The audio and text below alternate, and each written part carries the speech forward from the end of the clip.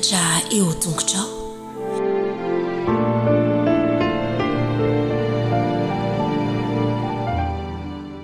miarabany tanora mantoanto rehetra indray natratra ty fotoana ity izay afahantsika mamerina ny lesona izay nianarantsika tamin'iny herinandro lasa iny. Lesona fahavalo isika izay mitondra ny lohateny hoe miaro ny fahalalahana ara-pivavahana. Miaro ny fahalalahana ara-pivavahana. Raha hoantsika eto Madagasikara manokana dia misaotra n'Andriamanitra lehibe isika fa malalaka tsara ny fotoana izay ahafahantsika mivavaka ary tsy manana olana any amin'izany isika fa tany aloha dia nisy firenena maro izay nisedra olana ny amin'izany fahalalahana ara-pivavahana izany. Ary amin'ny ho avy dia mbola hisedra n'izany ihany koa ireo kristianina maro dia ny faneriterena eo amin'ny lafin'ny fivavahana. Fa anisan'izany ty fianakaviana anankiray ity izay nitandrina ny sabata andro fafito izy ireo. Nanana faniriana nefa ty fianakaviana ity mba hampiditra ny zanany any amin'ny sekoly mpitendry mozika, fianarana mozika. Dia ny sekoly nefa dia nanambara mazava fa tsy mandray ireo mpianatra tsy afaka mianatra ny sabata izy ireo. Tao anatin'izany dia nitolona-bavaka ny fianakavian'ny Kristina. Izay ny anaran'ilay zazavavy kely. Nitolona-bavaka ny fianakaviana mba ho afaka hiditra amin'izany sekoly izany.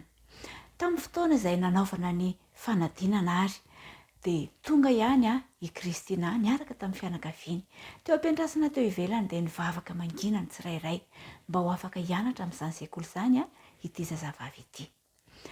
Rehefa tonga ny anjaran'i Kristina, ireo jury tsirairay avy dia samy manana ny anjarany. Ny sasany miaino ny fitendrena izay ataon'ny mpiadina tsirairay fa nisy olona anankiray kosa nefa izay manadiady ny amin'ny fotom-pinon'ny mpiadina ary raha toka mitandrina ny sabata dia tsy mahazo miditra n'ilay sekoly. Tamin'izay fotoana izay nefa nidiran'i Kristina dia voantso ity jury anankiray mba hamaha-olana tany ivelany. Izany hoe tsy nanatrika ny adina izay nataon'i Kristina izy. Tamin'ny fitendrena rehetra izay nataon'i Kristina nefa dia voaray soamantsara izy, resy lahatra ny rehetra fa afaka mianatra ao amin'ilay sekoly Kristina. Faly ny fianakaviana satria nivaly ny vavaka. Fa rehefa avy eo dia tsy maintsy hiresaka amin'ny tomkom-pinandraikitra izy ireo mba ahafahan'i Kristina mianatra na dia tsy afaka hianatra ary izy ny sabata. Ilay lehibe mihitsy no resaka tamin'ny fianakaviana ary tamin'izay fotoana izay dia niaiky ilay lehibe fa azon'i Kristina ataony mianatra fa rehefa tonga ny zoma dia omeny azy ny devoara tokony ataony any an-trano ary eo angonina rehefa latsinainy. Izany hoe nanomboka teo dia tsy nisy olana ny fianaran'i Kristina tao amin'ity sekoly fitendrena mozika ity. Nijoro tamin'ny fahamarinana i Kristina sy ny fianakaviany ary nametraka ny zavatra rehetra teo amin'Andriamanitra dia novahan'Andriamanitra ny olana tamin'ny fomba mahagaga tsy takatry ny saina izy ireo. Tamin'ny herinandro iny isika ary tanora mantoanto dia nahita fa ny tsenjery izay niarahantsika nianatra dia izay hita ao amin'ny jaona toko 4:15 dia niarahantsika mamerina izany. Hoy Jesosy taminy, izao ny lalana sy fahamarinana ary fiainana, tsy misy olona makany amin'ny ray afa-tsy amin'ny alalako. Izany hoe amin'ny alalan'i Jesosy irery ihany no ahafahantsika makany amin'ny ray, no ahafahantsika makany amin'ny fiainana mandrakizay. Amin'ny mahita tany antsika dia maro ny firehana arahany tsirairay. Misy ny manaraka izay nilazain'Andriamanitra, misy ihany koa nefa ny manaraka ny sitrapon'ny tenany sy ny sitrapon'ny hafa. Ka izao nomena antsika ny fahafahana misafidy ho an'ny tsirairay avy. Dia ny tsirairay no manapa-kevitra na hanaraka izay lazain'Andriamanitra na hanaraka ny safidin'ny hafa. Fa mbola manana ny fahafahana isika ankehitriny dia andeha isika hanararoatra izany fahafahana misafidy izany mba hanarahantsika izay rehetra nambaran'Andriamanitra ao amin'ny soratra masina. Voalohany aloha dia ilaintsika ny mianatra izay lazain'Andriamanitra ao amin'ny soratra masina. Ireo fotom-pinoana rehetra ao amin'ny soratra masina dia ilaintsika ny mahay izany ry tanora mantoanto namako. Dia rehefa izany dia ilaintsika ihany koa ny mampiatra izany eo amin'ny fiainantsika. Ahoana ny fomba hampiarana an'izany eo amin'ny fiainana.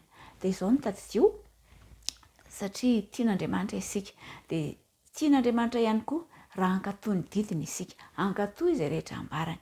Dia izany fitiavana izany no hanesika antsika mba hanao ny tsara indrindra ho ho an'andriamanitra mandrakariva ka hanaraka izay rehetra ambarany amintsika.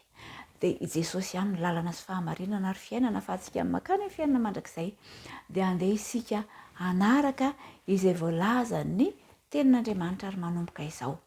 Dia ho tiany hafa ihany koa na tsy mitovy firehana amintsika ary izy ireny dia ho aseho antsika amin'izy ireny fa manana an' Jesosy sika ary sakaizan' Jesosy sika, tia ny olona rehetra sika ary tiantsika ihany koa raha voavonjy miaraka amintsika ireny olona hafa firehana rehetra ireny.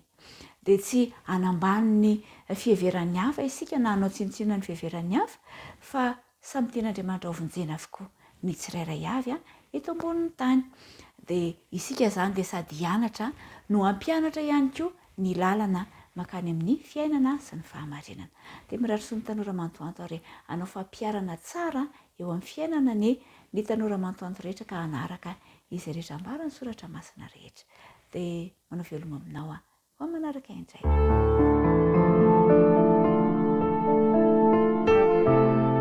Mianatra eo tongotrao.